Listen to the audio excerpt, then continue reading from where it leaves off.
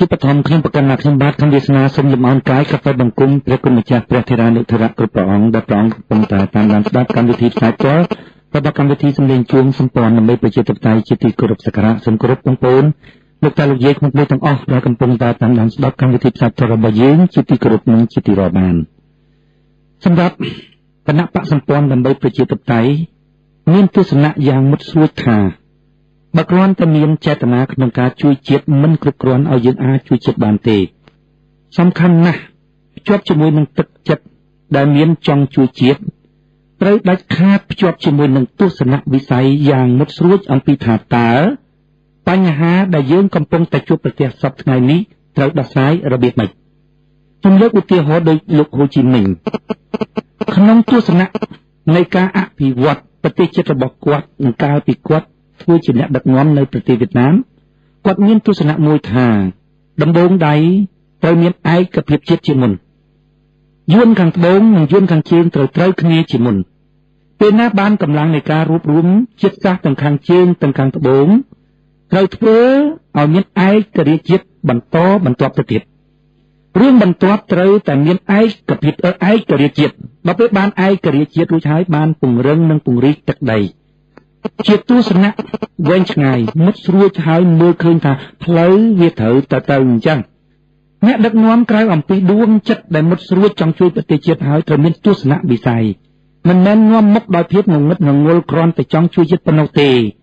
បើសិនណាជាបងប្អូនមិនជួយជាតិវាគឺជាបញ្ហាមួយហើយប៉ុន្តែបើបងប្អូនចង់ជួយជាតិជាមួយនឹងភាពងងឹតងល់វាគឺជាគ្រោះថ្នាក់មួយទៀតកាលណាគោលដៅរបស់បងប្អូនមិនមែនជាគោលដៅត្រឹមត្រូវមានហេតុផលសមរម្យអាចធ្វើទៅបានពេលនោះការខិតខំដើម្បីទៅដល់ជោគជ័យរបស់បងប្អូនគឺជាមហន្តរាយសំខាន់ណាស់គឺទស្សនៈខ្មែរយើងមិនត្រេះរិះពិចារណាអំពីអត្ថប្រយោជន៍នៃទស្សនៈក្នុងការដឹកនាំប្រទេសជាតិក៏ដូចជាការដឹកនាំជីវិតទេគឺគាត់យល់ថាគំនិតទស្សនៈនឹងឥតបានប្រយោជន៍អីទាំងអស់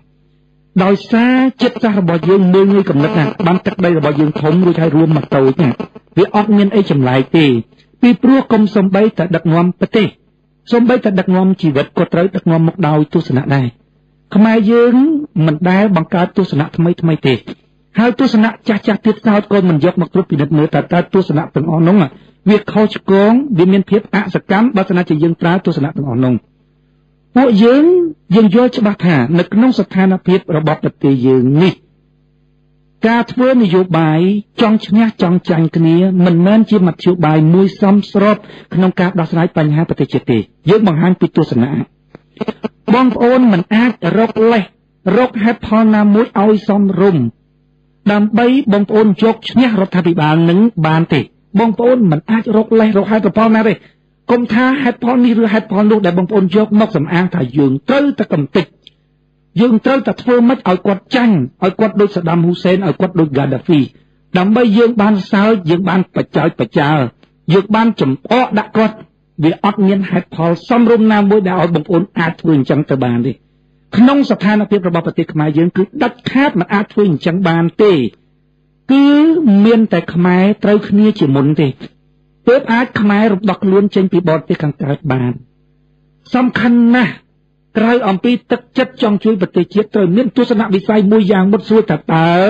បញ្ហាអញ្ចឹងត្រូវដោះស្រាយយ៉ាងម៉េចសម្រាប់អ្នកដឹកនាំគឺច្បាស់អញ្ចឹងបងប្អូនបើមិនច្បាស់របៀបនឹងទេមានតែទឹកចិត្តមិនអាចដោះស្រាយបញ្ហាប្រទេសជាតិបានទេបងប្អូនយកទៅឆ្លោះមើលគណៈបកប្រឆាំងដែលបងប្អូនបោះឆ្នោតឲ្យបាន55កៅអីនឹងទៅមើលគ្រប់សកម្មភាពរបស់គាត់វានៅជុំវិញទឹកចិត្តចង់ឈ្នះចង់ចាញ់តែប៉ុណ្្នឹងបងប្អូនចិត្តរបស់គាត់គឺវាអត់មានទស្សនវិស័យឲ្យមុតស្រួចថាណែស្រុកនឹងវាត្រូវតែដោះស្រាយតាមនឹងទោះបីប្រជាប្រដ្ឋយល់ខុសពីនឹងក៏ដោយព្យាយាមឈរនៅលើភាពត្រឹមត្រូវដោយអំណត់បញ្យលប្រជាប្រដ្ឋថាពិតជាផ្លូវនឹងចេញខុសតែពីផ្លូវនឹងគឺប្រទេសយើងធ្លាក់ចូលទៅក្នុងមហន្តរាយហើយ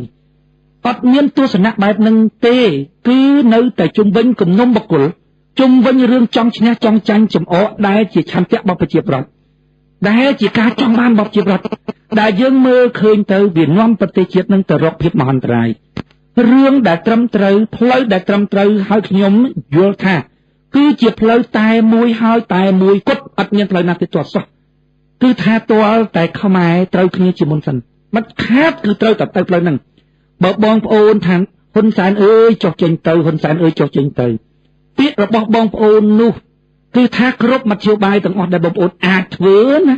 គឺបងប្អូនចង់រុញគាត់ឲ្យចេញផុតពីតំណែងអាបានសោចចំអកបងប្អូនណាបើយើងនិយាយពីគ្រឿងសព្វាវុធដើម្បីទប់ទល់ជាមួយនឹងបងប្អូនឬក៏សព្វាវុធដើម្បីការពារអំណាចរបស់ខ្លួនមានគ្រប់ទាំងអស់មានគ្រប់មធ្យោបាយអ្វីដែលគេចាប់ដើមធ្វើនៅថ្ងៃនេះនិងថ្ងៃម្សិលមិញបងប្អូនវាគ្រាន់តែជាផែនការដំបូងឯងបងប្អូននៅច្រើនជាន់ទៀតមកវាយបែកប្រទេសនោះនៅចុងក្រោយបំផុតតែបើគាត់ចង់ឈប់ណាក៏បរទេសខាងកើតអត់ឈប់ដែរបងប្អូនមិនដឹងជាមើលឃើញយ៉ាងម៉េចដែលបងប្អូនចេះតែនាំគ្នាទៅបុកកន្លែងហ្នឹងណាបងប្អូនវត្ថុបំណងពីរ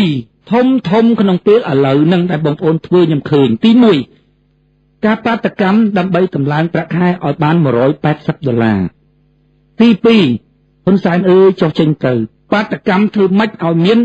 ឲ្យលោកហ៊ុនសែនលោកនាយករដ្ឋមន្ត្រីនឹងចុះចេញទៅនឹងជាបងប្អូនមើលឃើញយ៉ាងម៉េចថាវត្ថុបំណងពីរហ្នឹងបងប្អូនអាចធ្វើទៅបានបងប្អូនខ្ញុំមើលវាមិនឃើញសោះឥឡូវប្រាក់ខែកម្មករឡើង160ណាខ្ញុំនិយាយច្រឡំមិញប្រាប់180កំដឹង160ប្រាក់ខែកម្មករឡើង160ពីមុន80ឥឡូវឡើង160បងប្អូនមើលឃើញត្រង់ណាតែបងប្អូនបាតកម្មទៅបានបងប្អូនខ្ញុំមើលមិនឃើញទាល់សោះប្រាក់ខែពី80ឡើងទៅ160ទ្វេ1ជា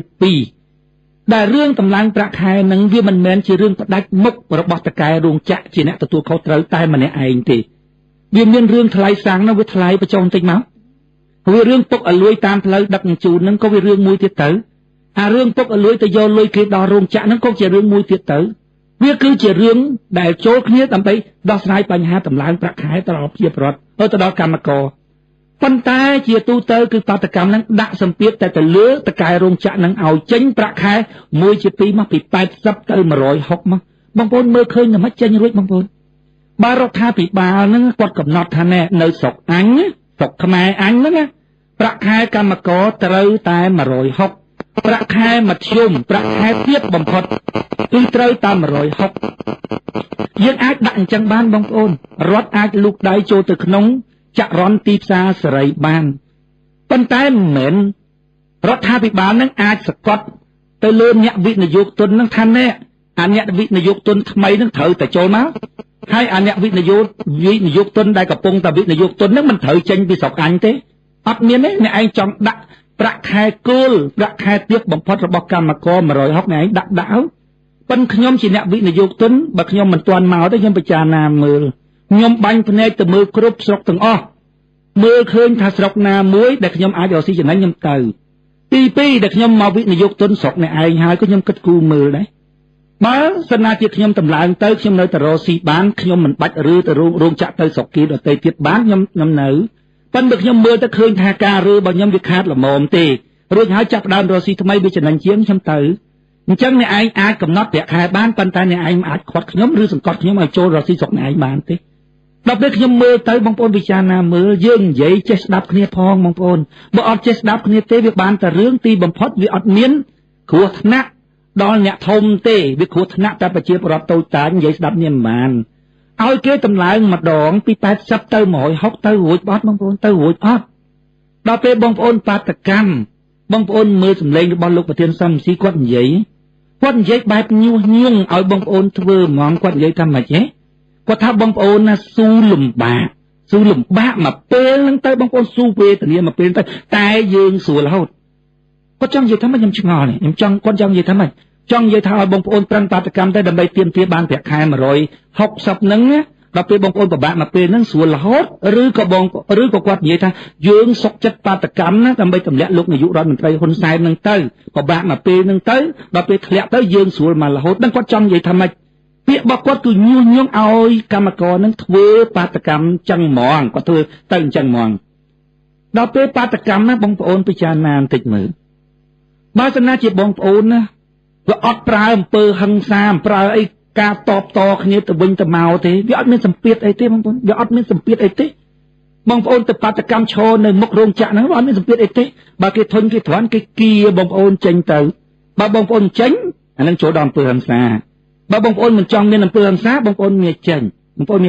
វាចេញអត់មានអត្តពលអីទេ គេបាតកម្មថ្ងៃណាគេគៀទៅបើគេគៀឲ្យចេញបងប្អូនចេញវាអត់មានសម្ពាធអីទេដល់ពេលគេគៀបងប្អូនមិនចេញបងប្អូនចាប់ដើមក្តៅក្រហាយតែមានគប់ដុំម៉គប់អីតែគប់ដុំម៉សំស៊ីគាត់និយាយថាមិនមែនបាតកម្មរបស់គាត់ទេមិនមែនវិរៈបាតកោរបស់គាត់ទេបងប្អូនពិចារណាមើលនៅក្នុង Facebook គេបង្ហោះមក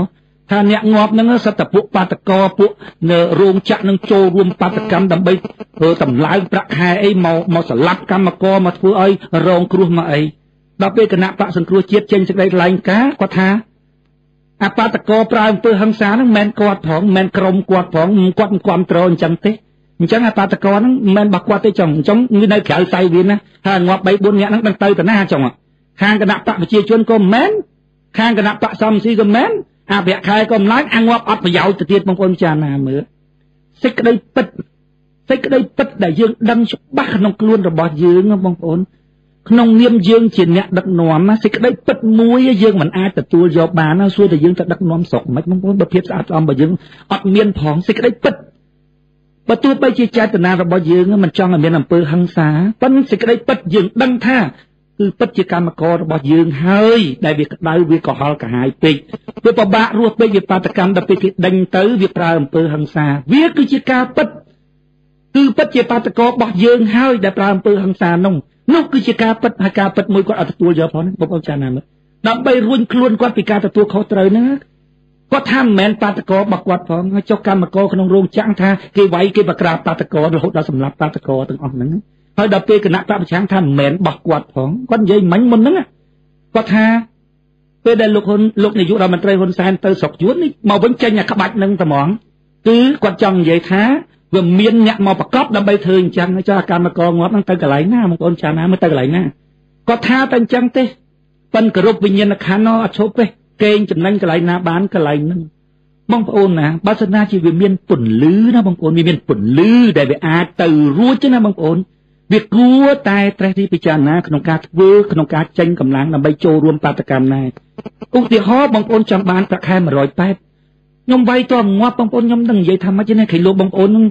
វាគិតត្រូវជាងខ្ញុំហើយខ្ញុំនឹងគិតខុសប៉ុន្តែទោះបីគិតខុសគិតត្រូវយ៉ាងម៉េចក៏ដោយខ្ញុំទទួលខុសត្រូវលើពាក្យសម្ដីរបស់ខ្ញុំអត់ចង់ចាក់ខ្សែដោយអ្នកខ្លះគេនិយាយថាបើសនាជាវាអញ្ចេះឬវាទៅជាអញ្ចោះបើសនាជាវាអញ្ចោះវាទៅជាចោះខ្ញុំអត់ប្រើពាក្យបើខ្ញុំថាហ្មងខ្ញុំថាអត់បានទេបាតកម្មតងាប់គាត់បានតែ180បរដ្ឋាភិបាលហ៊ានកំណត់ពិតថាប្រាក់ខែត្រូវតែ180កំណត់បានប៉ុន្តែវិនិយោគទុនរត់ទេបងប្អូនវិនិយោគទុនរត់ទេខ្ញុំនិយាយចឹងមិនដឹងជាមេសហជីពគេជេរខ្ញុំមិនគណៈបកប្រឆាំងគេជេរខ្ញុំមិនប៉ុន្តែជេរទៅព្រោះអីឃើញលោកជាការភ័ន្តច្រឡំរបស់ខ្ញុំក៏ជាការភ័ន្តច្រឡំពីក្នុងចិត្តដែរខ្ញុំគ្មានចេតនាអីអញ្ចឹងគេលោកខ្ញុំនឹងវាល្ងឹតវាល្ងងវាមិនចេះពាណិជ្ជកម្មមិនចេះឥឡូវសេដ្ឋកិច្ចដូចសំរងស៊ីតែខ្ញុំមើលអត់ឃើញប្រាក់ខែធ្លាប់ទៅបើកឲ្យកម្មករឧបមាថាមួយខែហ្នឹងបើកធ្លាប់អស់200000ចាប់ខែក្រោយបើកឡើង400000ត្មងឲ្យខ្ញុំទៅយកពីណាបើខ្ញុំទៅកែរោងចក្រខ្ញុំទៅយកពីណាបងប្អូនពីព្រោះអីពីព្រោះតម្លៃនៅលើទីផ្សារខ្ញុំបាននិយាយជាមួយគេរួចហើយបើឧទាហរណ៍ជាខ្ញុំជាតកែរោងចក្រខ្ញុំសុំគេទៅឡើងមិនទៅវិញបើតម្លៃទីផ្សារតម្លៃប្រកួតប្រជែងខ្ញុំទៅឡើងទៅវិញមិនខ្ញុំព្រមទទួលតម្លៃប៉ុណ្ណឹងយកមកធ្វើដល់ពេលកម្មករឡើងវឹបចឹងឲ្យខ្ញុំទៅណាបងប្អូនមានខ្ញុំពិចារណាចាណាថាតើត្រូវធ្វើរើរោងចក្រអីយ៉ាងម៉េចទៀតខ្ញុំគិតអញ្ចឹងបងប្អូនអញ្ចឹងខ្ញុំមើលឃើញថាប្រាក់ខែ140ហ្នឹងតើរួចមកហើយខ្ញុំយល់ប៉ុណ្ណឹងថាខ្ញុំយល់ខុសឬអត់ទេខ្ញុំថាគណៈបកសំនឹងស៊ីនឹងគេច្បាស់ដឹងគេច្បាស់ហ្មងគេដឹងថាវាទៅអត់រួចដែរប៉ុន្តែគេចង់ធ្វើឲ្យវាចលាចលអញ្ចឹងទៅបើកម្មករហ្នឹងគាត់ធ្វើទៅឧទាហរណ៍វាបានសម្រេច180នឹងមែនគណៈបកប្រឆាំងហ្នឹងក៏វាមានផលចំណេញវាបានការកេងចំណេញមកទាំងមកពីអញអ្នកចូលរួមធ្វើចឹងបានចឹងដល់ពេលឧទាហរណ៍ចាប់ថាទៀម180ចឹងទៅស្រាប់តែ160ចឹងទៅស្រាប់តែរោងចក្រហ្នឹងវាបិទទ្វារបិទអីរត់ចោលស្រុកអស់ទៅអាហ្នឹងក៏រដ្ឋាភិបាលអ្នកទូខុសត្រូវចលាចលទៅទៀតណាអញក៏អត់មានទទួលខុសត្រូវដែរអញចង់ឲ្យតែចលាចលចឹងអស់ស្រុកវាចលាចលឆាប់លាយណែទៅផ្លូវហ្នឹងអញ្ចឹងអាផ្លូវណាក៏គាត់ចំណេញខ្ញុំមើលឃើញតែចឹងគាត់ដឹងថាវាអត់ទៅរួចប៉ុន្តែគាត់នៅធ្វើពួកអីពួកវាចំណេញដល់គាត់បងប្អូនមិនបាច់មើលអីទេគ្រាន់តែមើលថាគាត់បដិសេធថាបាតកោដែលងាប់ហ្នឹងអ្នករងរបួសហ្នឹងដែលប្រើអំពើហិង្សាមិនមែនរបស់គាត់ហ្នឹងគាត់ចង់លាងខ្លួនឲ្យស្អាតហ្នឹងដែលសេចក្តីពិតយើងដឹងទាំងអស់គ្នាជាពិសេសគឺអ្នកដែលចូលរួមបាតកម្មហ្មងគាត់ដឹងថាវាគ្មានមកពីណាទេអាគប់គេគប់ឯងហ្នឹងគឺសោះបងអញប្អូនអញទាំងអស់គ្នាហ្នឹងឲ្យសំស៊ីគាត់បដិសេធថាអត់មែនផងហើយបងប្អូនចាណាមើលងាប់បានប្រយោជន៍អីអាហ្នឹង ដែលខ្ញុំនិយាយថាល្ងិតខ្លាំងណាស់ហូចហៅខ្ញុំឲ្យទៅចូលរួមខ្ញុំអត់ទៅទេបងប្អូនទី1ប្រាក់ខែ180ខ្ញុំមើលវាមិនឃើញថាប៉ាទៅវាបានដល់ពេលទី2ហ៊ុនសែនអើយចុះចេញទៅខ្ញុំមើលមិនឃើញនឹងមើលកន្លែងណាឃើញហើយសិតតាអាអ្នកប្រយុទ្ធនោះជាពិសេសគឺស្រីតាម Facebook នោះយើងត្រូវតែស៊ូស្លាប់យើងមិនទៅណាទេបើស្នាជាហ៊ុនសែនមិនចុះចេញពីតំណែងទេយើងមិនចេញពីទីលានប្រជាធិបតេយ្យទេខ្ញុំស្ដាប់ខ្ញុំចង់ឲ្យអាចមែនណាបងប្អូនមិនទាន់ទាំងបានគេប្រក្រាបអីផងគ្រាន់តែគេកាន់ស្អីទៅរត់ព្រូអស់លីងហើយអាមេប្រធានខ្លះនោះកាន់ក្បាលមេក្រូថាអូបងប្អូនចេញដោយសន្តិភាពបងប្អូនទៅខ្ញុំសូមអធិស្ឋានបងប្អូនចេញដោយសន្តិភាពហើយអាអ្នកតាម Facebook នោះអាជាពិសេសស្រីនោះបងប្អូនមិនត្រូវចេញទេបងប្អូនមិនត្រូវចេញទេនៅក្នុងទីលានប្រជាធិបតេយ្យត្រូវមកឲ្យបានច្រើនអាចំហមេលថាចុះអាកូនចៅនោះនឹងស្អីត្រង់នឹងហើយដែលខ្ញុំនិយាយថាប្រជាប្រដ្ឋខ្មែរខ្ញុំហើយគ្រាន់តែជាខែដើម្បីឲ្យអ្នកនយោបាយរកផលប្រយោជន៍ទេបងប្អូនវាអត់ឃើញទៅរួចហ្មងណាព្រោះថាបាតកម្មយកងាប់យករស់ដូចអេស៊ីបអស់ 1000 2000 នាក់ត្មងទៅណាហើយចូលបើគេនិយាយឲ្យគេថាណែគេបាតកម្មអហិង្សាទេហើយចូលបាតកម្មអហិង្សាហ្នឹងអូទម្លាក់លោកនាយករដ្ឋមន្ត្រីហ៊ុនសែនកើតអីបងប្អូនចាណាមើលក្នុងចិត្តរបស់គេបន់ឲ្យតែកើតអំពើហិង្សាទេគេបន់ឲ្យតែប្រជាពលរដ្ឋនឹងចលាចលកើតអំពើហិង្សាមែនតើប៉ុន្តែដើម្បីឲ្យគេយករួចខ្លួនបានអញ្ចឹងគេប្រកាសថាវាអត់មានអំពើហិង្សាទេគេអហិង្សាអញ្ចឹងបើអហិង្សាវាចេញរួចទេបងប្អូនចាស់ណាមើលបាតកម្មដើរវាអត់មានអំពើហិង្សាមានអីវាទៅណាទៅអីរួចយ៉ាងហោចបំផុតក៏រដ្ឋាភិបាលគេធ្វើខ្លួនគេឧទាហរណ៍ថាអញ្ចឹងណាវាកើតចលាចលហ្នឹងក៏កន្លែងប្រក្រាបអីចឹងដែរហើយតែប្រក្រាបមានងាប់មានអីហើយគេមានប្រាប់ពីបងប្អូនពីរឿងហ្នឹងគេថាអត់អីទេបាតកម្មហ្នឹងអហិង្សាប៉ុនមើលសម្ដីរបស់គេញុះញង់បងប្អូនណាតើស៊ូស្លាប់តើហ៊ានស្លាប់បានរំដោះទឹកដីរបស់យើងបានប៉ុន្តែមាត់គេគឺអហិង្សារហូតអញ្ចឹងណាបងប្អូនដល់ពេលបងប្អូនរងគ្រោះរងអីរដ្ឋាភិបាលថាមកពីបងប្អូននឹងវាប្រើអំពើហិង្សាបានគេប្រក្រាបងាប់អស់ប្រមាណក៏ដែរគេចេញស្ដីថ្លែងការណ៍ថាមិនមែនគ្នាគេទៅឥឡូវងាប់ប្រមាណនេះមិនមែនគ្នាគេទេបងប្អូនចាណាមើលរដ្ឋាភិបាលក៏ថាមិនមែនគ្នាគេខាងគណៈបព្វឆាំងក៏ថាមិនមែនគ្នាគេហើយចុះកម្មករដែលចូលរួមបាតកម្មនឹងមានបងមានប្អូនស្លាប់នឹងមានអារម្មណ៍ថាម៉េចនិយាយឆ្ងល់មានអារម្មណ៍ថាម៉េចអាត្រង់នឹងខ្ញុំនិយាយថាគណៈបព្វឆាំងប្រធានទាំងអស់នឹងគ្មានអ្វីចេញរួចអំពីរឿងផលប្រយោជន៍ផ្ទាល់ខ្លួនវិលវល់ទាំងរឿងចង់ឈ្នះចង់ចាញ់នឹងទេចំណែកពួកយើងវិញបងប្អូននិយាយហើយនិយាយទៀតបងប្អូនតែនិយាយចឹងគេថាឯងអាយ៉ងទេឥឡូវខ្ញុំថាផ្លូវវាទៅរួចទេបងប្អូនអាផ្លូវឲ្យឈ្នះចាញ់មួយឲ្យដួលចាំចំកាត់គូតសោចហ្នឹងណាសោចចំអកឲ្យគាត់ហ្នឹងចេញរួចទេបងប្អូនចេះរួចទេកុំថាតែគាត់នៅឈ្នះគាត់មាន 10000 លេសដើម្បីការពារតំណែងរបស់គាត់សូម្បីតែគាត់ចាញ់ក៏គាត់នៅតែមានហេតុផលដើម្បីបញ្ចុះចេញពីតំណែងនេះបងប្អូនព្រោះអីព្រោះវាចង់ឈ្នះចង់ចាញ់ហើយចូលដល់រឿងចង់ឈ្នះចង់ចាញ់គ្នាហើយស្រុកខ្មែរខ្ទេចទាំងអស់យើងប្រាប់ថាបើសិនណាជាគណៈបកសម្ព័ន្ធវិញបាន55កៅអីចឹងបងប្អូនខ្ញុំស្រួលហ្មងបងប្អូន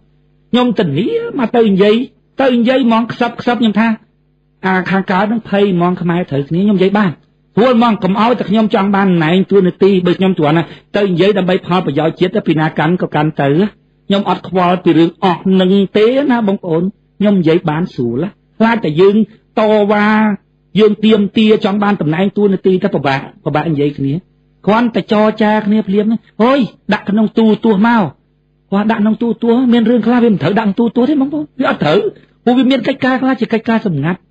វាសំខាន់លើភាពស្មោះត្រង់របស់យើងហើយយកមកដាក់ទូទស្សន៍នឹងកេងចំណេញគ្នាហ្នឹងគាត់ដាក់ទូទស្សន៍នឹងបាច់ទៅប្រជុំនេះអត់ត្រូវគ្នាអីទេមុខតែក្នុងទូទស្សន៍នឹងនិយាយកេងគ្នាទៅវិញទៅមកដើម្បីឲ្យជាប្រកឃើញនោះវាគ្មានបានការស្អីទេវាគ្រាន់តែកេងចំណេញលើគ្នាទេខ្ញុំថាស្រុកខ្មែរនេះអ្នកនយោបាយធ្វើនយោបាយគឺយកភាពល្ងងខ្លៅរបស់ប្រជាប្រដ្ឋនឹងកេងចំណេញមកបើបងប្អូនមើលកន្លែងនឹងអត់ឃើញទេបងប្អូនស្រុកខ្មែរបានស្រួលទេពីព្រោះអីពីព្រោះទីផ្សារហ្នឹងវានៅតែមានអ្នកគ្រប់គ្រងវានៅតែមានចឹងដល់ពេលយើងនិយាយក្នុងភាពត្រឹមត្រូវថាបងប្អូនហើយរឿងខុសរឿងត្រូវក្នុងពេលបច្ចុប្បន្ននេះលែងគិតហើយធ្វើម៉េចឲ្យខ្មែរត្រូវគ្នាសិនឲ្យតែឯងនិយាយចឹងថាអាយ៉ងភ្លាមហ្មងនិយាយតែចឹងតែអាយ៉ងចឹងមកគឺមិនថាហួសសមត្ថភាពបងប្អូនហួសសមត្ថភាពក្នុងការបញ្យល់នេះហើយខ្ញុំអត់មានអីទេបងប្អូនមានតែពេលខ្លះសម្លឹងមើលឲ្យឈួលទឹកភ្នែកខ្ញុំនឹកឃើញថានឹងការពីចំនួនចូលព្រៃម៉ាក់គីអញ្ចឹងណាបងប្អូននេះមានបទពិសោធន៍ព្រៃម៉ាក់គីមួយជាគំរូផងនៅភ្ញាក់ខ្លួនហើយចុងការព្រៃម៉ាក់គីមិនទាន់មានគំរូខ្ញុំចេះនឹកក្នុងចិត្តថាអូយអ្នកដែលដឹងការពិតថាចូលព្រៃម៉ាក់គីនឹងវាល្មិចបែកទ្រូងងាប់ហ្នឹងដូចចរន្តហូរដូចទឹក បាក់ទំនប់អញ្ចឹងដូចស៊ូណាមីមកអញ្ចឹងអ្នកដឹងការពិតគិតតែមិនទៅនោះបើយើងដឹងការពិតឥឡូវសឹងបែកដើមទ្រូងងាប់ថាផ្លូវដល់ស្រ័យខ្មែរមិនមែនទៅផ្លូវនឹងទេបងប្អូនមិនមែនទៅផ្លូវនឹងទេបើយើងឈ្នះឆ្នោតវិញបងប្អូនស្លឹកបៀប្រជាប្រដ្ឋគឺអត់លេងហ្មងអត់លេងទេបងប្អូនខ្ញុំលេងតែកៅអីលេងតែស្លឹកបៀ55ស្លឹកហ្នឹងលេងតែ55ស្លឹកនេះខ្ញុំអត់ហៅប្រជាប្រដ្ឋទៅបាតកម្មអីទេបងប្អូនបើបាតកម្មណាក៏ខ្ញុំស្ទង់មើលដែរថាតើវាមានអំពើហិង្សាដល់ប្រជាប្រដ្ឋអត់ស្ទង់មើលមិនតិចទេរួចហើយខ្ញុំប្រើតែស្លឹកបៀ55ស្លឹកហ្នឹងហ្មងកៅអី55កៅអីហ្នឹងប្រើតែប៉ុណ្ណឹងបានហើយសម្រាប់ការចរចាបើសំណាជួអត់អីទាំងអស់បងប្អូនអត់ចូលហ្មងយកទៅហើយគាត់និយាយថាបើសំណាជាអត់យកអញ្ចឹងគេយកទៅបាត់បងប្អូនហើយបងប្អូនគណៈបកប្រជាជនចង់យកកៅអីណាគណៈបកប្រជាជនចង់យកអ្នកខ្លះពួកអត់តំណាងរាស្ត្រជាពិសេសគឺពួកអាអ្នកមិនដាក់មុខក្នុង Facebook វាភ័យបាត់កៅអីតំណាងរាស្ត្រលឺខ្ញុំនិយាយចឹងណោខំវាសនាវាបង្ហើគោលនយោបាយអាយ៉ងយួនវាចង់ឲ្យគណៈបកប្រជាជនយកកៅអីនឹងទាំងអស់គាត់មិនចង់ស៊ីទេណាបងប្អូនអា55បើយើងឲ្យទេមិនមែនគាត់ស៊ីណាបងប្អូនអានេះយើងចាប់ច្បាច់ងាត់គាត់ញុកដល់កឡោតហ្មងញុកឲ្យស៊ីឲ្យងាប់មិនមែនគាត់ចង់ស៊ីទេយើងញុកគាត់ញុកចង់ងាប់ស្មានគាត់ចង់អីយក55កៅអីនឹងទៅអីគាត់អត់ចង់ទេបើគណៈបកសម្ព័ន្ធឈ្នះឆ្នោតប្រើតែស្លឹកបៀ55កៅអីអត់មានប៉ះពាល់ដល់ផលប្រយោជន៍បាត់ជាប្រវត្តិទី1ចរចាសិនសម្ងាត់ខ្ញុំមិនជឿថាគាត់ចង់ទៅនៅក្រោមអំណាចរបស់បរទេសខ្ញុំអត់ជឿហ្មងកុំទៅនិយាយអាយ៉ងពង្ហើក្បាលលក់ក្បាលឲ្យគេមិនមែនចង់ទេបងប្អូនវាមានរឿងអីនៅក្នុងរឿងហ្នឹងព្យាយាមដោះស្រាយកុំគេចំណេញលើគ្នាទី2បើសិនជាទៅអាផ្លូវហ្នឹងអត់បានណាបងប្អូនប្រើតែស្លឹកបៀ55កៅអីអត់មានប្រើដល់កម្លាំងរបស់ប្រជាប្រដ្ឋទេអត់មានបាច់ប្រើទេចរចាដោយប្រើស្លឹកបៀតែ55កៅអីប៉ុណ្ណឹងសម្រាប់គណៈបកសម្ព័ន្ធដើម្បីប្រជាធិបតេយ្យដែលមានឥទ្ធិពលប៉ុណ្ណឹងបើមាន55កៅអីឥទ្ធិពលរបស់គណៈបកសម្ព័ន្ធខ្លាំងណាបងខ្លាំងណាមានមនុស្សច្រើនណាស់បងប្អូនតែបោះឆ្នោតឲ្យគណៈបកប្រជាជនប៉ុន្តែអត់ពេញចិត្តគណៈបកប្រជាជនប៉ុន្តែត្រូវតែបោះឆ្នោតឲ្យគណៈបកប្រជាជនព្រោះហេតុអីគឺថាសំយ៉ាងស៊ីកម្មសខាអាក្រក់ណាស់តែប្រជាប្រដ្ឋល្ងងឯងមើលមិនយល់អញមិនត្រូវចិត្តទេគណៈបកប្រជាជនប៉ុន្តែអញត្រូវតែបោះឆ្នោតពីរអ្នកនឹងខូចណាស់នោះវានៅអានោះមកក្តប់ដែរថាមិនក៏បោះឆ្នោតឲ្យគណៈបកសម្ព័ន្ធថាបោះកុំឆ្នះនេះខូចចលេងឆ្នោតប៉ុន្តែបើសិនជាបងប្អូនយល់ត្រូវមកផ្ដុំគ្នាលើអ្វីដែលត្រឹមត្រូវពួកនឹងមកទៀតឈ្នះបងប្អូនហើយឈ្នះសម្រាប់ខ្ញុំមិនគិតឃើញថាឈ្នះនឹងវាត្រូវតែយើងកម្មការងារប្រទេសជាតិទេប៉ុន្តែភាពរីកចម្រើនភាពឈ្នះពិតប្រាកដរបស់ប្រជាប្រដ្ឋខ្ញុំធានាដឹងថាពីបានមកមានស្ថានភាពប្រែប្រួលរីកចម្រើនសម្រាប់ប្រទេសខ្មែរប៉ុន្តែថាវាត្រូវតែយកអំណាចនឹងពីដៃគណៈបកប្រជាជនបានមកអានឹងខ្ញុំអត់ធានាប៉ុន្តែបើមានការរីកចម្រើនសម្រាប់ស្រុកខ្មែរគឺមានតែហ្មងវាអត់សំខាន់គណៈបកណាកម្មការងារប្រទេសជាតិទេវាសំខាន់គឺការរីកចម្រើនដល់ប្រទេសជាតិនោះហើយយើងត្រូវទទួលយកស្ថានភាពជាក់ស្ដែងរបស់ប្រទេសយើងពួកអ្នកនយោបាយមិនមែនរឿងរកខុសរកត្រូវដោះស្រាយបញ្ហាឲ្យវាចម្រើនទៅមុខសំខាន់គឺការទទួលយកភាពជាក់ស្ដែងរបស់ប្រទេសខ្លួនយកមកដោះស្រាយហើយឲ្យវាទៅមុខយើងអាចធ្វើអញ្ចឹងបានលុះត្រាតែអ្នកនយោបាយមានភាពស្មោះត្រង់ខ្លាំងណាស់បងប្អូនមានសិលវិធីមានភាពស្មោះត្រង់ហើយមានបច្ចេកទេសមានសិលវិធីក្នុងការដោះស្រាយបញ្ហាហ្នឹងច្បាស់លាស់ហើយដល់ពេលខ្ញុំមើលទៅឃើញអ្នកនយោបាយសពថ្ងៃអត់បងប្អូនសិតតែឆ្លៀតឱកាសទាំងអស់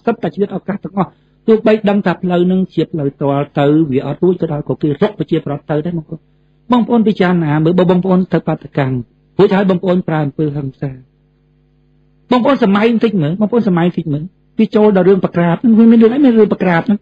បើសិនជាបងប្អូនវាដូចសេរីឬដូចអេស៊ីបអីចឹងទៅបងប្អូនមានលាក់កភ្លើងក្នុងព្រៃមានទ័ពមានលុយ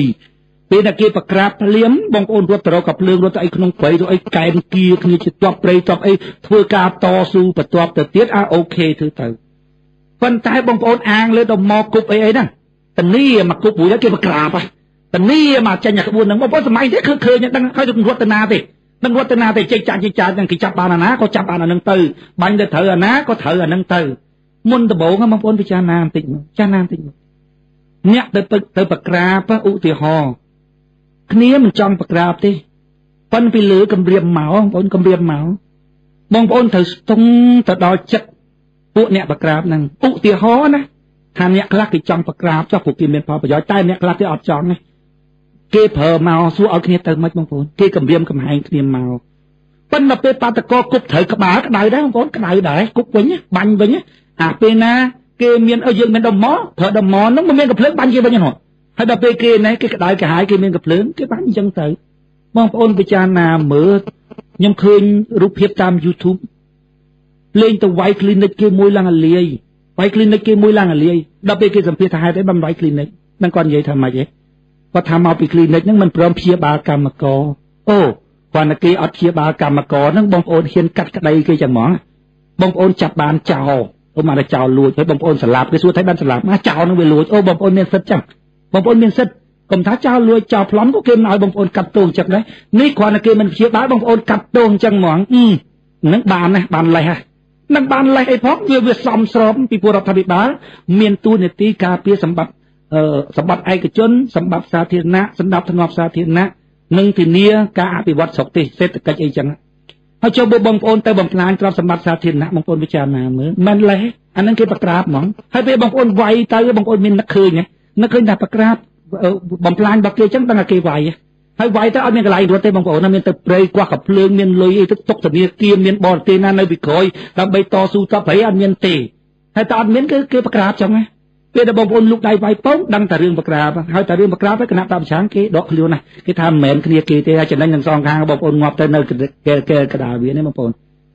នឹងទី1ដល់ពេលទី2ខ្ញុំចង់សួរបងប្អូនថាចេះបងប្អូនស្ទង់តិចមើលបើបងប្អូនជាម្ចាស់ clinic ឧទាហរណ៍ថាគ្នាចង់ព្យាបាលដែរប៉ុន្តែឧទាហរណ៍បើព្យាបាលកម្មករនឹងវាចេញផុតទៅមានរឿងដល់គ្នាណាគិតអញ្ចឹងណា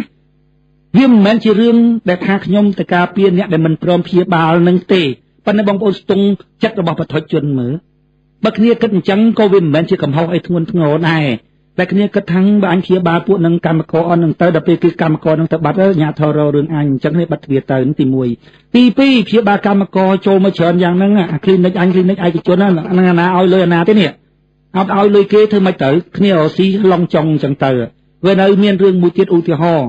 ហាក់អ្នកហ្នឹងគ្រប់គ្រងគណៈបកប្រជាជនអញ្ចឹងចោះហើយដល់ពេលឃើញបាតកោអញ្ចឹងគេមិនព្រមព្យាបាលឲ្យក៏បងប្អូនគ្មានលេះអីទៅបក្រាបគេដែរទៅវាយកំទេចរបស់គេដែរវាអត់មានកាត់ក្តីតាមរបៀបហ្នឹងតែបងប្អូនកាត់ក្តីតាមរបៀបហ្នឹងរឿងវាត្រូវទៅអញ្ចឹងបងប្អូនវាត្រូវទៅអញ្ចឹងហើយរដ្ឋាភិបាលគេមានគ្នាគេបញ្យល់ទូទៅថាឥឡូវក្នុងនាមខ្ញុំជាអ្នកការពារសុវត្ថិភាពជូនប្រជាពលរដ្ឋការពារទ្រព្យសម្បត្តិសាធារណៈការពារទ្រព្យសម្បត្តិឯកជនចុះបើមានរឿងអញ្ចឹងបើអ្នកឯងវិញអ្នកឯងធ្វើម៉េចឥឡូវអ្នកឯងវិញអ្នកឯងធ្វើម៉េចបងប្អូនមើលទៅសេរីទៅសេរីងាប់អស់រាប់ម៉ឺននាក់ព្រោះថ្ងៃមិនទាន់ពីណាហ៊ានទៅចាប់ដៃពួកទ័ពព្រៃនឹងឲ្យសុបផងព្រោះអីព្រោះអាអ្នកខ្លាំងដែលគេយើងអាអ្នកខ្លាំងដែលយើងអត់គ្រប់គ្រងអាអ្នកខុសដែលយើងអត់គ្រប់គ្រងគេខ្លាំងដល់ពេលអាអ្នកដែលយើងចង់គ្រប់គ្រងខ្សោយដល់ពេលអញ្ចឹងអន្តរជាតិនៅទីទើអញ្ចឹងណាហើយចុះប្រហែលស្រុកខ្មែរបងប្អូនកុំថាប៉ុណ្ណឹងគណៈបងប្អូនខ្លាំងមើលទៅជាងនឹងទៀតបងប្អូនជាងនឹងទៀតក៏គេធ្វើដែរគេមិនឲ្យទេពីព្រោះអីពីព្រោះដឹងថាការស្ទង់ការខូចខាតនឹងហើយនឹងខូចប្រយោជន៍ផ្ទាល់ខ្លួនរបស់គេយើងចាប់គេយើងចំអកគេយើងយកគេមកលក់លើសពគ្រប់បែបយ៉ាងហ្នឹងគេមើលទៅគេថាអញថ្លឹងប្រយោជន៍ផ្ទាល់ខ្លួនមកអញដល់ពេលអញ្ចឹងបងប្អូនសាកទៅមើលប្រហែលសេរីងាប់អស់រាប់ម៉ឺននាក់អន្តរជាតិតន់ថាមកយើងប៉ុណ្ណឹងបងប្អូនចាណាមើលហើយឧទាហរណ៍បើរោងចក្រនឹងចេញពីប្រទេសយើងទៅពីណាអ្នកទូក៏ត្រូវថាបើណាសេដ្ឋកិច្ចវាមិនដើរប្រជាពលរដ្ឋអត់ការងារធ្វើពីណាអ្នកទូក៏ត្រូវរដ្ឋាភិបាលសំរងស៊ីកឹមសុខាចង់បានអានោះប៉ុន្តែគាត់មិននិយាយព្រោះនិយាយទៅវាគេស្កោតទោសគាត់អញ្ចឹងគាត់អត់និយាយប៉ុន្តែគាត់ចង់បានទៅកន្លែងនោះបងប្អូនពិចារណាបងប្អូនចង់បានកន្លែងនោះអត់បើស្នាជាបងប្អូនថាអញចង់បានកន្លែងនោះដែរដើម្បីឲ្យរដ្ឋាភិបាលដូចធ្វើទៅចាំធ្វើទៅប៉ុន្តែខ្ញុំមើលវាអត់ឃើញទៅដល់កន្លែងនោះតើសោះបងប្អូនមើលវាអត់ឃើញវាឃើញផ្លូវតល់តែហ្មងអភិខែ108ក៏ឡើងវាមិនរួចហ៊ុនសែនអើយចោះចេញទៅហ្នឹងក៏វាទៅអត់រួចហើយបើទៅអត់រួចអញ្ចឹងបងប្អូនទៅងាប់មិនបងប្អូនចាណាមើលទៅងាប់មិនខ្ញុំប្រាប់តាមទស្សនៈរបស់គណៈបកសម្ព័ន្ធខ្ញុំនិយាយថាបើខ្មែរមិនចេះនិយាយគ្នាទេណាបងប្អូនឲ្យតែនិយាយគ្នាបងប្អូនថាយ៉ងណាបងប្អូនស្រុកខ្មែរបានសុខទេខ្ញុំថាផ្លូវទៅវាផ្លូវហ្នឹងបងប្អូនណាធ្វើទាល់តែខ្មែរត្រូវគ្នាបានអាបតទេសខាងកើតនឹងចេញបើបងប្អូនថាអត់ទេត្រូវតែផ្ដួលលំមួយបងប្អូនសាកទៅបើអាណត្តិហ្នឹងអត់ចប់ទេបងប្អូនសាកអាណត្តិមួយទៀតទៅតែខ្ញុំថាមិនមែនទៅផ្លូវហ្នឹងឲ្យទៅផ្លូវហ្នឹងអាលាយខ្មែរហ្មងជាចុងក្រោយទោះបីជាឧទាហរណ៍ណាកូនយើងឧទាហរណ៍កូនយើងវាចេះស្ដាប់ប្រកបម៉ែឪយើងនិយាយទៅវាសមរម្យប្រកបជាមួយនឹងការយល់របស់យើងមានទ្រព្យសម្បត្តិយើងជួយដែរកូនបងប្អូន នេះកូនឯងរស់កូនឯងមានកំណើតចេះរស់ស៊ីចេះអីអញ្ចឹងរៀនសូត្រអីចឹងកូនឯងមិនដើរលេងម៉ែឃើញតែកូនឯងមានកំណើតទ្រព្យសម្បត្តិរបស់ម៉ែចែកគេឲ្យកូនឯងរស់ស៊ីចឹងទៅប៉ុន្តែកូនយើងវិញនិយាយស្ដាប់ជក់គ្រឿងញៀនជក់អីចឹងវាបានលុយយកទៅបំផ្លាញសពគ្រប់បងប្អូនមានអាណាចែកគេឲ្យទេហើយពេលនោះយើងជួយតាមលទ្ធភាពកូនមកទាលុយទៅធ្វើដើមមកស៊ីឬក៏យកទៅចាយបំផ្លាញយើងមិនឲ្យទេបងប្អូនប៉ុន្តែឧទាហរណ៍ចាំបើកូនយើងវាទៅក្រៅជក់គ្រឿងញៀនទៅកាប់បែកក្បាលអាយ៉ាស់រត់ចូលផ្ទះមកវិញអារឿងលុយកាក់ដែលយើងឲ្យដើមមកស៊ីវាឲ្យមិនបានទេព្រោះវាលាយទាំងខ្លួនយើងប៉ុន្តែបិទលបោះឲ្យកូនដឹកកូនទៅពេទ្យមិនដឹងធ្វើម៉េចកូនយើងទៅហើយដូចគ្នារឿងបាតកោបងប្អូនខ្ញុំថាខ្ញុំនឹងនិយាយថាម៉េចបងប្អូនឃើញបងប្អូនពិបាកវេទនារស់នៅអញ្ចឹងបងប្អូនចង់ងើបខ្ញុំពិតជាអសូរណាបងប្អូនខ្ញុំដឹងថាជាប្រដ្ឋខ្មែរគាត់ចង់ងើបគាត់ពិបាកខ្លាំងណាបងប្អូនប៉ុន្តែផ្លូវនឹងវាអត់ទៅផ្លូវយើងថាអញ្ចឹងដល់ពេលឥឡូវគាត់ទៅដល់គាត់ទៅវាមានគ្រោះថ្នាក់លទ្ធភាពណាដែលយើងអាចជួយបងប្អូនបានយើងជួយអញ្ចឹងបានគណៈបករបស់យើងបានពិចារណាទៅគិតថានឹងប្រមូលមូលនិធិទៅតាមលទ្ធភាពដែលយើងអាចធ្វើទៅបានដើម្បីជួយបងប្អូនដែលរងគ្រោះនឹងទៅតាមលទ្ធភាពដែលយើងអាចធ្វើទៅបានយើងបង្កើតមូលនិធិមួយក្នុងគណៈបកយើងដើម្បីអំពាវនាវទៅដល់ជនរួមឈាមអ្នកគ្រប់គ្រងគណៈបកសម្ព័ន្ធដើម្បីប្រជាធិបតេយ្យដែលគួរតែដែលគិតថាគួរតែជួយប្រជាពលរដ្ឋខ្មែរដែលគាត់ល្ងិតល្ងងគាត់ទៅចូលរួមអញ្ចឹងណាគួរតែជួយបានតាមលទ្ធភាពប្រមាណយើងជួយតាមលទ្ធភាពប៉ុណ្ណឹងបងប្អូនយល់ថារឿងហ្នឹងវាជារឿងត្រឹមត្រូវបងប្អូនអាចតាក់ទងមកគណៈបកសម្ព័ន្ធដើម្បីប្រជាធិបតេយ្យយើងដើម្បីប្រមូលមូលនិធិយើងទៅយកទៅជួយបងប្អូនជនរងគ្រោះទៅតាមលទ្ធភាពរបស់យើងហើយបើស្នើជាបងប្អូនចង់តាក់ទងដើម្បីជួយមូលនិធិក្នុងការជួយប្រជាពលរដ្ឋដែលរងគ្រោះពីអំពើបាតកម្មអំពើហិង្សាក្នុងការបង្ក្រាបបាតកម្មហ្នឹងសូមបងប្អូនតាក់ទងទៅលេខ010 53 2003តាមខ្សែហ្នឹងទេគឺ010 53 2003ដើម្បីបងប្អូនបានផ្ដល់មូលនិធិយកទៅជួយបងប្អូនជនរងគ្រោះដែលគាត់បានចូលរួមក្នុងបាតកម្មខ្ញុំសូមបញ្ចប់ចំណាប់អារម្មណ៍គ្រាដំបូងរបស់ខ្ញុំតាមប៉ុណ្ណេះសូមអរគុណពេលនេះបងប្អូនជនរួមជាតិមានអ្នកស្ដាប់កំពុងស្ដាប់កម្មវិធីសម្លេងជួងសម្ព័ន្ធដើម្បីប្រជាធិបតេយ្យដែលកំពុងផ្សាយផ្ទាល់តាមរយៈវិទ្យុសម្បុកឃ្មុំ FM 105 MHz ផ្សាយចេញពីរាជធានីភ្នំពេញនិងផ្សាយបន្តទៅកាន់វិទ្យុសុវណ្ណអង្គរ FM 106 MHz ផ្សាយនៅឯខេត្តបាត់ដំបងនិងផ្សាយបន្តទៅកាន់វិទ្យុមហានគរខេមរា FM 88.25 MHz នៅឯខេត្តសៀមរាបខ្ញុំសូមបញ្ជាក់ជម្រាបបងប្អូនម្ដងទៀតថាកម្មវិធីនេះគឺជាកម្មវិធីផ្សាយផ្ទាល់ដូច្នេះប្រសិនបើបងប្អូនប្រជាពលរដ្ឋដែលស្ដាប់ឮវិទ្យុទាំង3ដែលខ្ញុំប្រកាសអំបញ្ញមិញមានបំណងចុចចូលមកកាន់កម្មវិធីរបស់យើងដើម្បីបញ្ចេញមតិយោបល់ឬក៏ចោទសួរដេញដោលទៅកាន់លោកវាគ្មិនកម្មវិធីរបស់យើងទុកលេខទូរស័ព្ទចំនួន3ប្រព័ន្ធដើម្បីបងប្អូនហៅចូលប្រព័ន្ធទី1គឺមានលេខ016 45 85 99ប្រព័ន្ធទី2គឺ060 998 105និងប្រព័ន្ធចុងក្រោយគឺ093 672 105ឥឡូវនេះខ្ញុំសូមទទួលទូរស័ព្ទរបស់បងប្អូនយើងតែម្ដងដំបូងឡើយខ្ញុំសូមទទួលប្រព័ន្ធទី1 016អាឡូជំរាបសួរអាឡូបាទជំរាបឈ្មោះពីកន្លែងលោកថាមកផងបងខ្ញុំតែមកពីខាងដែលអិននៅមុខប្រទេសទៀតណាបងសូមជួយលោកជំរាបឈ្មោះលោកសិនលោកឲ្យលោកមានពេល5នាទីចាំលោកអាឡូបាទជំរាបឈ្មោះលោកសិនលោកជំរាបឈ្មោះលោកសិនខ្ញុំឈ្មោះសៃថាវរិទ្ធសូមថាវរិទ្ធលោកមានពេល5នាទីសិនជឿសូមឈ្មោះខ្ញុំឲ្យសលេងអត់លឺសលេងអញ្ចឹងបាទខ្ញុំចង់សួរទៅលោកពូខឹមស្នេហ៍ព្រោះខ្ញុំទុកគាត់នឹងដូចជាអ៊ំខ្ញុំអញ្ចឹងខ្ញុំចង់សួរគាត់ថាតែបើសិនជាមិនធ្វើបាតកម្មអញ្ចឹងតើយើងធ្វើបែបណាដើម្បីឲ្យប្រទេសមានសន្តិភាពហើយពូនិយាយមិញថាដំណាក់កាលទី1គឺចរចាដោយសម្ងាត់ហ្មងនិយាយខ្មែរនឹងខ្មែរគ្នាឯងចរចាដោយសម្ងាត់ហ្មងពូជឿជាក់ថាបើបេះដូងយើងពិតជាចង់ជួយជាតិពិតប្រាកដណាមិនមែនចង់ឈ្នះចង់ចាញ់គ្នាគេងចំណេញលើគ្នាណាគូភាគីរបស់យើងគេស្ទាបបេះដូងនឹងបានណាមានការទុកចិត្តចំពោះយើងយើងអាចនិយាយគ្នាបានថាតើស្រុកយើងមានបញ្ហាអីខ្លះរួចហើយយើងចាប់ផ្ដើមចូលរួមគ្នាដោះស្រាយបើផ្លូវហ្នឹងទៅមិនរួចទេយើងធ្វើកោតកម្មត្រឹមតែ55នាក់ហ្នឹងក្មួយគឺថាយើងអត់ចូលទៅហ្មងឲ្យគេយកទៅធ្វើអីធ្វើទៅម៉ាណាត់នឹងឲ្យយកទៅធ្វើអីធ្វើទៅពីព្រោះទោះបីចូលទៅក្នុងរដ្ឋសភាដែលគេបញ្យល់ទាំងចូលទៅក្នុងរដ្ឋសភាទៅវាចំណេញគ្មានចំណេញអីក្រៅពីប្រាក់ខែហ្នឹងទេគឺគ្នាទៅធ្វើអីគេកើតទៅចាំមើល55កៅអីហ្នឹងប៉ុន្តែនិយាយនោះវាចង់បានអាប្រាក់ខែហ្នឹងវាចេះតែរកហេតុផលវាចូលទៅចំណេញចេះចំណេញចុះមានចំណេញអីក្រៅពីប្រាក់ខែឲ្យគាត់យកទាំងអស់ទាំងមក55ហ្នឹងប៉ុន្តែពូមិនជឿថាធ្លាក់ដល់ដំណាក់កាលហ្នឹងទេពូក្មួយពូថាអាចនិយាយបានហ្មងនិយាយបានបាទ thấy nhom ngon sẽ tiệt khai ấy ban chiêu mình nữ tại chỉ cầm co nó là người ta không chạm nó có trong kia làm chặt khá lang đo cho một đón quân mình tin chắc hay nhom ngon đại có từ vừa phải được cầm chắc hay đo về có đo cái đo là tập thò trong khỏi có từ chắc đăng tập kê từ vay có từ vay đâm có thì đăng tới là tập thò trong khỏi cứ miên là càng hô chiêm ấy miên đôi chia sầm nón đôi miên ấy có hay có từ vay kia từ vay ấy chắc nhomเมื่อเคยบ้านไทยเราแต่พอจงขอยคือเถาแต่จังมองหายขณะตับช้างคืออัตตัวเขาเถาเองแต่ตัวเขาเถาคือจับปะประเทียนปาตะโก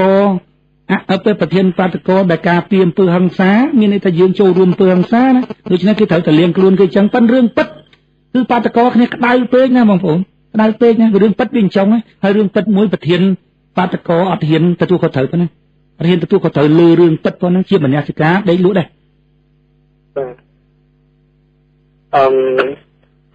chỉ trong cao nó nhung trong đam chui đào là chưa có rồi nơi không tay cầm chưa từng on đôi chuyện nơi tam đầm đào tên môi trường luôn á đại còn đang sạc đường cho nó nhung trong đẹp ha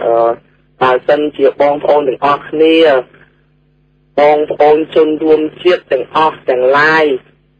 từng on nơi trong pi công nông pin tam đá hết tam tổ tên môi trường luôn Canada âm ở đây chứ có cả đáng cả đó xôm ơi con nâng chui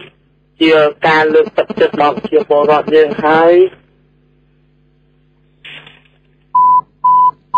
Lời từ sắp lực thảo rắn đạch bát hay là nhâm xâm tụ mùi bộ quan tiết cư bộ quan tí phí xôn học sắp alo chung điệp số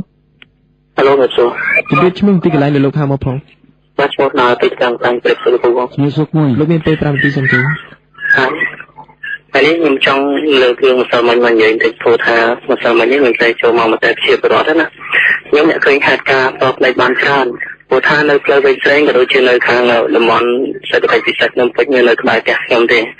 hay là bên nhóm vậy đưa nâng đẹp kế nè cái tha nhóm nâng lụa bà bên trong lưỡi khai phò tha cam mà có cháu tới căn để khang sầm mặt cảnh và đạp vào bồn hay khang và đạp vào bốt có cháu tới khang ở cầm phò thấy xua tha ta khang này không là tới lấy nhưng cùng cùng tôn lưỡi cương tha nhà nào không là tới mình vậy ở đống lương đám thân mình dân cha mày thiệt bàn nhưng tha lương thằng đám nó cứ nhân công đại thì bay nè lẽ là cho tới bị bay rồi mà tố nè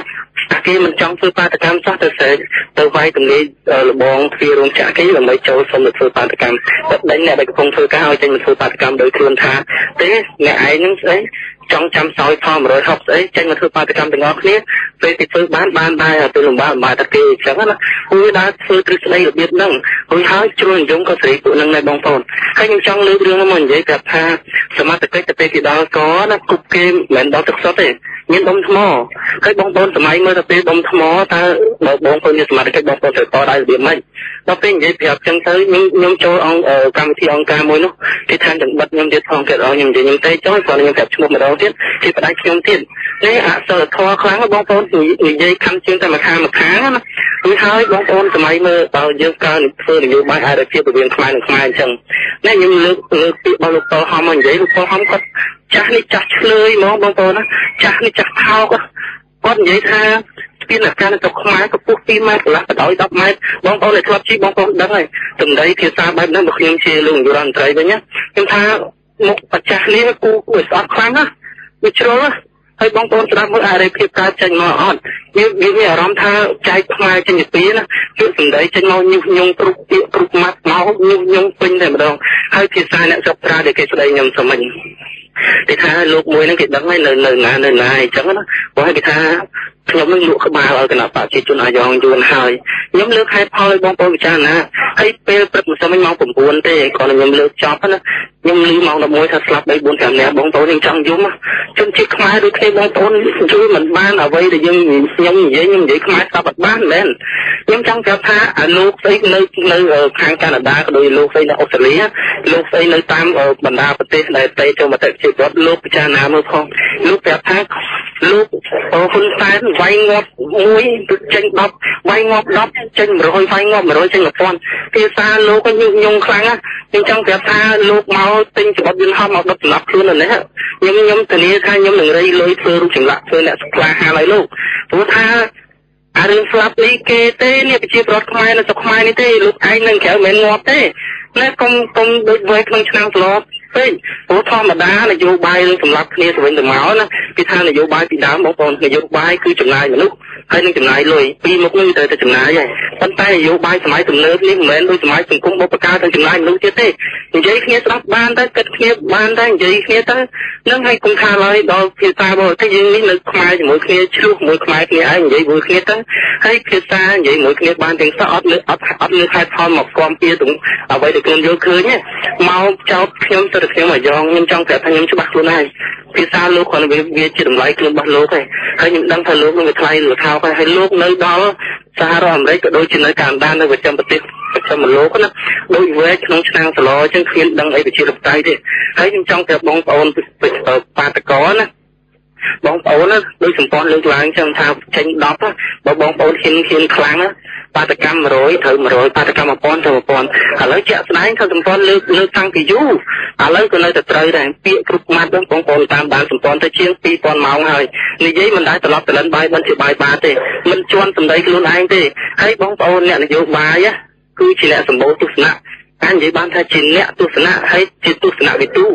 ហើយបងប្អូនមើលអ្នកទស្សនវិទូមួយណាគឺជាអ្នកយ៉ាងហោចបំផុតគឺជាអ្នកដែលនិយាយចាំសម្ដីខ្លួនឯងណាព្រោះថាគាត់ជាអ្នកសម្រាប់ទស្សនៈ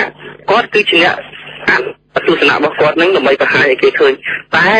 ពេលដែលគាត់តម្លាក់ទស្សនៈច្បាស់ណាស់គឺត្រូវតែប្រឈមជាមួយនឹងអ្នកដែលគេយល់មិនយល់ស្របដូចខ្លួនណាគាត់ត្រូវមកចេញមុខមកការពារដោយប្រឈមមុខដែលក្លាហានណាអ្នកគឺអ្នកទស្សនវិជ្ជាអ្នកនយោបាយគឺបែបហ្នឹងប៉ុន្តែបងប្អូនមើលអ្នកនយោបាយកម្មសខាធម្មសេហើយក៏ដូចជាដែលថាលោកនាយករដ្ឋមន្ត្រីថាដូចក្បាលជង្គង់មិននិយាយមួយទៀតទេប៉ុន្តែមើលខាងប្រឆាំងវិញបងប្អូនមើលថាមិនចរចាដាច់ខាតមិនចរចាដាច់ខាតទៅហើយអត់លើមកចរចាដល់ពេលចរចាក៏មិនឃើញរឿងវាយនេះណាគាត់ក៏ថាលែងចរចាវិញទៅត្រឡប់ទៅលិនខ្ញុំលើកតែរឿងហ្នឹងយកទៅឲ្យខាងក្រុមប្រឆាំងបងប្អូនណាយកបកស្រាយថាបងប្អូនគាត់គ្រប់គ្រងរបៀបហ្នឹងបងប្អូនជួយបកស្រាយតិចមើលថាពាក្យខ្មែរណាថាដាច់ខាតមួយម៉ាត់គឺគ្មានពេលទេបកក្រោយគាត់ចូលចិត្តនិយាយការងារសម្ដីទៅមុនការងារគឺ100សម្ដី100អ្នកនយោបាយប្រភេទហ្នឹងគ្មានទស្សនៈគ្មានកំណត់អីទេថាដូចជាមានសពលើកឡើងចឹងថាមនុស្សលេខទូរស័ព្ទលោកណាដាច់បាត់ហើយឥឡូវខ្ញុំសូមទទួលម្នាក់ទៀតចុងក្រោយខ្ញុំសូមទទួលប្រព័ន្ធទី1016អាឡូជំរាបសួរបាទជំរាបសួរបាទជំរាបសួរពូផងបាទខ្ញុំរាប់តាមបាទខ្ញុំសូមចូលរួមថាលោកមានត្រឹមតែ3នាទីទៅលោកហើយថាផលមួយវាមិនអាចត្រាច់ចាក់ហើយទេអញ្ចឹងបងប្អូនច្រឡងមកនឹងការបោះឆ្នោតណាបងប្អូនដឹងហើយថាគណៈបកសម្ព័ន្ធហ្នឹងវាត្រឹមត្រូវហើយប៉ុន្តែវាយឺតពេកអញ្ចឹងបងប្អូនចង់ទៅបានឈ្នះលឿនពេកណាចឹងបងប្អូនមើលលក្ខណៈរបស់អ្នកដឹកនាំតែទី1មានចិត្តស្រឡាញ់ប្រទេសជាតិនឹងពិតប្រាកដណាទី2គឺមានសមត្ថភាព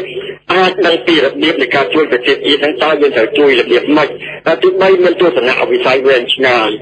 ទី4គឺចេះធ្វើឲ្យអ្នកចូលរួមហ្នឹងណាខ្លាំងដូចជាខ្លួនចឹងដែរមិនមែនថាអ្នកចូលរួមខ្លួនឯងតែគាត់ខ្លាំងតែម្នាក់ឯងរួចហើយប្រជាប្រដ្ឋនៃការចូលរួមអត់ខ្លាំងទេណាទី4ទី5គឺមានប្រាជ្ញាចិត្តខ្ពស់ណាស់ពីព្រោះថាអ្នកដឹកនាំគេបើសិនជាដូចជាលោកកឹមសខាអញ្ចឹងណាយកប្រជាប្រដ្ឋធ្វើត្រៃវិស័យណាម្ដងចេះម្ដងចុះអញ្ចឹងប្រជាប្រដ្ឋគាត់ឲ្យធ្វើអីគាត់ធ្វើតាមហើយអញ្ចឹងអត់សមជាលក្ខណៈដឹកនាំគេ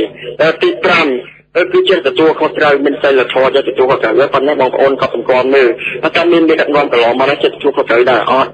ទី6គឺស្បើមលោកធម៌ហើយចាំបងប្អូនមើលតើអ្នកដឹកនាំទាំងអស់គ្នាដែលបងប្អូនពេញចិត្តចូលចិត្តហ្នឹងណាតើមានលក្ខណៈទាំងហ្នឹងដែរអត់ទេហើយចំណុចមួយទៀតពីបញ្ហាប្រាក់ខែហ្នឹងក៏ចឹងដែរបងប្អូនអញ្ចឹងលោកពូបានលើកអញ្ចឹងក៏ពិតទៅប្រាក់ខែ160ហ្នឹងណាគឺឡើង 100% ទៅហើយប៉ុន្តែយើងមកតែការពេលវេលាក៏ពិតទៅ160ហ្នឹងគេឲ្យទៅហើយប៉ុន្តែដោយសារតែពេលវេលាវារយៈពេលវែងពេករហូតដល់ឆ្នាំ2018ណាអញ្ចឹងនៅតែគេឲ្យទៅហើយប៉ុន្តែវាស៊ីសងទៅលើពេលវេលាអញ្ចឹងអាពេលវេលាហ្នឹងណា ที่สองนั้นยังอาจจอจาเรียมาในแข่งขันกูแล้วก็ทำมารอยยังก็เป็นอะไรที่ได้ก็ตามมาถึงเดินยังสอบไงนะฉันยี่สิบสี่ซองยังจอจาเนี่ยได้ถ้าแข่งขันกูแล้วมวยลอยจริงๆมวยโจติงเอาฉันไม่ได้ไปอ่านเธอคืนนี้แต่ถ้าปีปอนมาผมไปยังทอจะจำปีปอนมาผมมวยเจอกับกูแล้วงานจำมารอยดอกคือรีบมารอยมาเพลย์ยังเจอก็ลองมาบอลมันจานได้เหมือนสาจิกลังนะต่อมามันขาดความกล้าไอ้จะมารอยมาเพลย์บานท่องอะไรนั่นจำร้องดำรอยเขาให้มันสาจิกลังกับเขาได้ลองเอาตาปอดยังจะสู้นะพอเส้นที่อุติฮอถ้าใครเราทำอีกมาไปเอาอย่างนั้นถ้าตอนลงชุดช่วยปาตะการหมอที่จะที่อัพยูลงอยู่แบบมันใจยังเอาดิที่จะอุติฮอถ้ามาเส้นจะเกี่ยวเอาจังเป็นในจ่าสหจิตครั้งนั้นก็เขาได้ถ้ายังงานไปเชียร์เรานั้นก็ที่จะเรียนมือแต่มาแต่ที่คุณไอ้ฟองถ้าจะมาแต่ที่คุณไอ้นั่นคือเชียร์ตื่นอันนั้นประเทศจะค้างนะที่เพราะถ้าเคยมาเมาที่นี่ปัญหาเราจะเอาจะเป็นระบบยังไงมันจะติดตัวจริงๆอัพมาโดยผ่านทางสมาร์ทเองในประเทศจะค้างดิจังจริงๆเขาจบปีไปเรียนที่เพราะว่าเรื่องยุโรปใจตกเหมือนก้อนมันจ้องเอาใจก็จ้องเอาเนี่ยหรือว่าก้อนเอาคลายมาสำเร็จเอาไปแล้วจังก้อนนึงไหลที่จังช่วยตอนนั้นยังจะกาเปเรียเอากอดช่วยที่เพราะท่านยังดังให้ค้างเกี่ยวเลยผมตกผมไอ้นั่นเหมือนการโดยการมาถึงจูนั่นเหมือนการสร้างแต่การไอ้นั่นจังเหมือนการเปเรียนทำบรรยากาศตอนที่ยังมันต้องเปย์ไปเลยไอ้กอดที่บอกเอาแอดเนี่ยบอกเป็นแหละกอดจังให้มันยังกอดแต่การเปย์ไปเรียนตั้งแต่ตอนที่ยังออกตัวยังเคยจะไม่ข้ามยังเคยจะบ้านยังเคยจะบ้านอย่างงานทิศมันเป็นยังไงของการโดนเชียนเนี่ยสมจิตไซสมบัติเล็กลงรถทางเดินผู้ไปเรียนมาเยอะมากดาวตีมจับให้บางคนจุลจิตยมสมจุลิจุบางคนจุลจิตไทยเลยนี่ขณะปะสัมปอนใบเจ็บใต้บ้านบังการมูลนิธิมุ้ยดำใบช่วยจุนรงครูคือกรรมกรได้รงครูโดยซาแต่ปัจจุบันโดยซาแต่ปัจจุบันมาหังซาน้องเตยกับลองมาให้มูลนิธินี่บางคนไอเตะตรงตัวการดำน้ำขณะปะระบายเยื้องดำใบโจจิมูลนิธิคือเมลิตุริซาบโซนบับ50 ใบปีปอนใบโดยซาแต่เป็นเรียบบางเยื้องมาดาวตีเป็นชาวพายจิตจงกร้าวชมประกาศนายจังหวัดสมกราบถวายบังคมเลี้ยนในสมยมเรียบบางคนจุลจิตไตตรำแหน่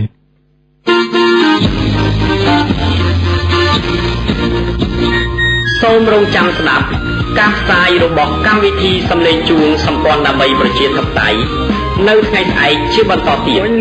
កម្មវិធីយើងសូមទទួលយកការទីទានពីគ្រប់មជ្ឈដ្ឋានទូទៅតាមរយៈលេខទូរស័ព្ទ012 36 36 និង22 012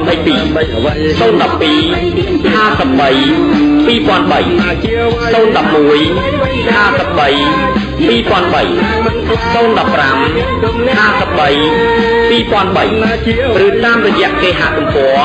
www.camldp.org